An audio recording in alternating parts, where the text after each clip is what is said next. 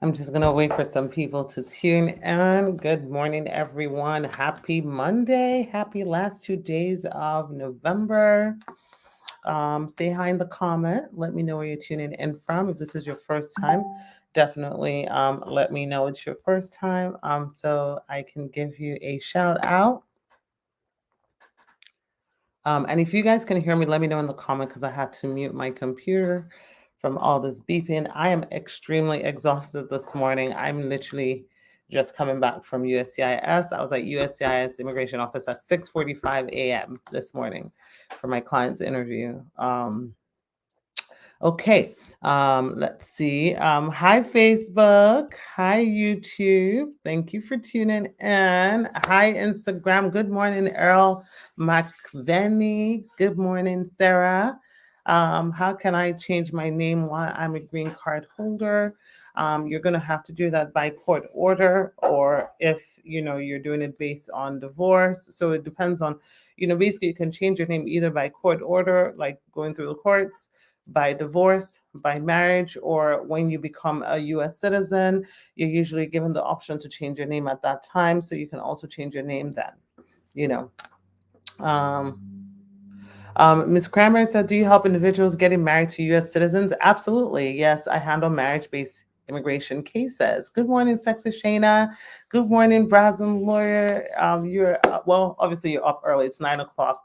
Good morning, Krishna from Poughkeepsie, New York. Like I was saying to you guys, I am exhausted. I probably have sleepy eyes. I only got like 4 hours of sleep. Anybody that knows me knows I am not a morning person. So I don't really know why USCI schedules interviews at 7 a.m. But, obviously we have to be there at 6 something. But anywho, so it's going to be a long day. And I don't drink coffee. So it's going to be a long day for me. But anyway, let me introduce myself. My name is Aisha Chidole. I'm an immigration attorney. I represent clients all 50 United States with immigration matters, your marriage-based cases, like the person that just asked, your naturalization, your VAWA cases, humanitarian-based cases, conditional removal, basically family immigration, anything of that nature. I will be happy to assist you. My phone number here is 407-995-6567, and you can also send me a text on WhatsApp, 404-333-8751. So today I want to talk about separation and whether or not you will still qualify to self-petition by yourself if you've been separated. So let's first of all start with what self-petitioning means. Self-petitioning means when you petition without your spouse for a green card. In this particular instance, I'm specifically talking about in an abusive relationship where your spouse has been extremely cruel to you, or has committed battery against you. So if you have a spouse that's abusive to you and, you just basically had enough, and you guys separated, the question I get a lot is, we've been separated for a while, for a couple of years even, am I still eligible to file for a VAWA and get my green card on my own? So the answer is yes. And let me go through the caveats. And I can see your questions, guys. Feel free to ask your questions in the comment. Once I finish my line of thoughts, I'll answer your questions. So this is how VAWA works. So, you can submit a petition based on an abusive spouse to get your green card if you're currently married to the person, or you're currently divorced from the person, and that divorce happened within 2 years before you submit your petition. Meaning, after 2 years, if you submit your petition after 2 years, then you no longer are eligible. So you want to submit your petition within the 2 years. So the confusion now for a lot of people who they're separated and they've been living without their spouse for years, but they're not divorced. The first thing I would say is that you want to make sure that you're not actually divorced, because a lot of times, people can get divorces without the other spouse, after, a while of, attempting to serve the person, or, a judgment being defaulted on. So you want to make sure that you're in fact not divorced. But if you're not divorced and you've been separated, as long as you have not remarried somebody new, you can certainly submit a self-petition on your own. Again, there's still requirements that you need to meet, because you still need to show that at some point you and that spouse lived together. I cannot stress this enough. Cohabitation is a requirement for approval of a valid case. Cohabitation means that you and your spouse at some point live together. You can't be living in Texas and your spouse is living in California and you never live together, and you submit a case based on abuse. You're not going to get approved. You need to have cohabitated together. There's no timeline requirement. There's no requirement of how long you live together, but you must show that you did in fact live together at some point.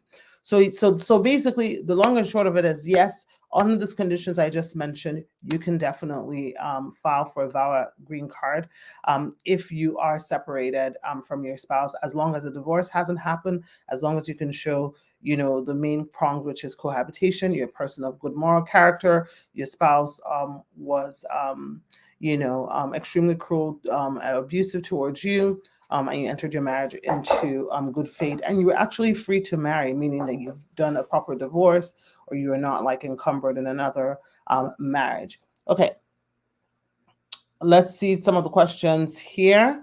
Ms. Cranberry says, I'd like to have you help me with my baby father.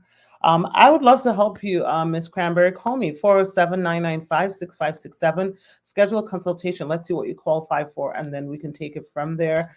Good morning, Thomas, on Facebook. Let's see, what else we have here. Husband disappointed. I don't know if this is like a continued question. Husband disappointed and the wife is trying to file green card. Husband disappointed? Do you mean the husband disappeared, or is this a continuation of another question? This is for, where is this person?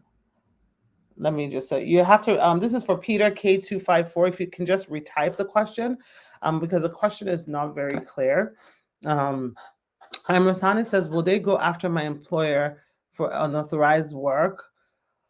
Well, I mean, I can't say what USCIS is going to do or not do. I do know that recently they are trying to reduce, employer raids due to that. But the key thing, though, is if you worked under the table, and I say this all the time, and you're married to a U.S. citizen and you're submitting your petition, you should be honest about that and write that in there.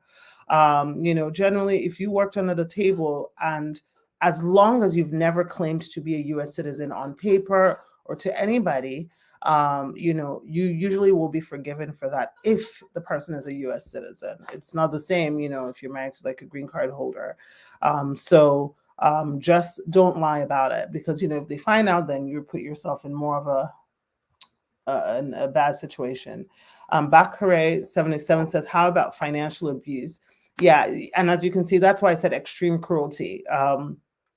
And I didn't use the word physical, because extreme cruelty can come in many forms. Extreme cruelty can come with financial abuse. It can come with sexual abuse. It can come with verbal abuse. It can come with emotional abuse. It can come with psychological abuse.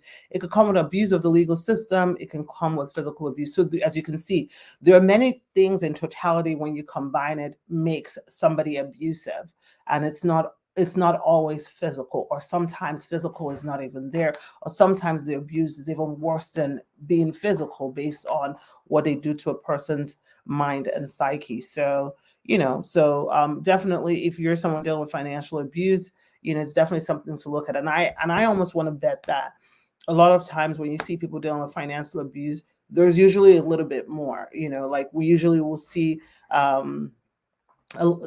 when we do more screening, we'll usually find a little bit more from an emotional and psychological standpoint as it relates to that financial. Okay, so Peter says, I mean, the husband disappeared and the wife is trying to file a green card. Is that possible? I'm sorry, I don't understand your question still.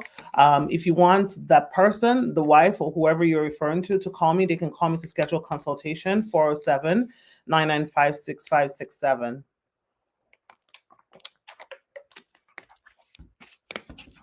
OJ Blazin said, after a vow approval, can someone divorce the abusive spouse without her consent? Well, why are you trying to divorce the person without their consent? Like, divorce them, so I don't do family law. So that's going to be very, very specific depending on what state you live in and what the rules are in that state. But typically, I'm just going to give you a general typically. So don't quote me on this, guys. Typically, when you submit a lawsuit, which essentially is what a divorce is, you file a divorce petition against your spouse has to be served. So now, whether your spouse chooses to be incognito or not servable is a different question. But you can't just go to a courthouse and say, well, I want to submit this petition and make sure my spouse is not notified. That's not going to happen. They have to attempt to serve your spouse. They have to attempt to find your spouse to serve them. And then if your spouse is not available to be served, then that's a different story. And, different courts deal with that differently because that's state specific. Now, if the question is, so that's the answer to that question. However, if the question is, can you submit a valid petition without your spouse knowing, without your spouse's consent? That is how you should be submitting it. Your spouse would never find out unless you go tell your spouse, which you shouldn't be telling your spouse because you put yourself at risk, especially if you're dealing with an abuser. So even USCIS will not send notification or mails to you. They would send it to your attorney. So Mabe says, I'm separated from my husband for about 4 months now. I just filed for my vow in August. I have all the evidence. My question now is, I'm pregnant. Do I have to file for divorce or stay separated? If you already submitted a vow petition, it's going to be up to you. If this is your first time tuning, you know that I always say, so for those of you that come for me saying that I'm trying to break people's marriages up, I always say it is not my place to tell somebody whether they should stay in a marriage or not. That is your business and what you want to do. That being said, if the question is me being separated or divorced, does that affect my vow petition? The answer is no, because you submitted your vow petition before you in fact got divorced. So whatever you choose to do, separated or divorced at this point, it doesn't matter because your vow petition has already been submitted, Okay. Let's see what other question. Sharon says, good morning, Ma. I had a consultation with you last year. So do I need to pay for another consultation fee before I can talk to you again? Absolutely. That's been a year. 12 months have gone by. I don't know who you are, but absolutely. You have to pay for another consultation. If you consulted with me a year ago, I don't know what the facts of your case are. And so, for me to counsel you on whatever the new facts of your case, you definitely have to pay for a consultation again, so we can talk about it. Now, if you came to me like 2 weeks ago, 3 weeks ago, then you don't need to pay another consultation. I can, do a follow-up if you had follow-up questions. But if it's a year, definitely, because we need to, get back up to speed on what your case is. Good morning, Cecilia. Happy Monday. Good morning, Pam. Happy Monday. Good morning, Dev Chen. I hope you guys had an amazing Thanksgiving. I did. It was very restful. I really needed the rest. Maybe that's why I had to be up so early this morning. Good morning, Adwa on Facebook. Okay, do you guys have any other questions? Let me see if you have any other questions. If not, I'm going to jump off and continue my day. Let's see. Sorry, Facebook. I'm just trying to scroll through my other screen on Instagram just to make sure I don't miss any other questions. Okay. Good morning, Paulette. How are you? Good morning, Zaza Tati. Okay, guys, I think that's all the questions that I have. Happy Monday, Gideon. That's all the questions that I have. Oh, yeah, before I forget, guys, we are having a Cyber Week only price reduction in our immigration fees. This is for your legal fees if you qualify for an immigration service that we can perform. If you pay in full, you get 30% off, which, as you know, is a big discount. Or if you choose a payment plan, you get 20% off. So call us. It is for this week only. It's till December 3rd. I think it's December 3rd. I got to check my calendar. But basically, Cyber Week is this week only. After this week, you do not qualify. So, if you've consulted with us before and, you wanted to, you were on the fence or, you're trying to save some money, this is a good week to get in there. Okay, guys? All right. Again, my number is 407-995-6567. You can also send us a message on WhatsApp, 404-333-8751. All right, guys, I hope you have a lovely week, and I'll be back live tomorrow between 9 a.m. and 10 a.m. in the morning, Eastern Standard Time. All right, guys, bye.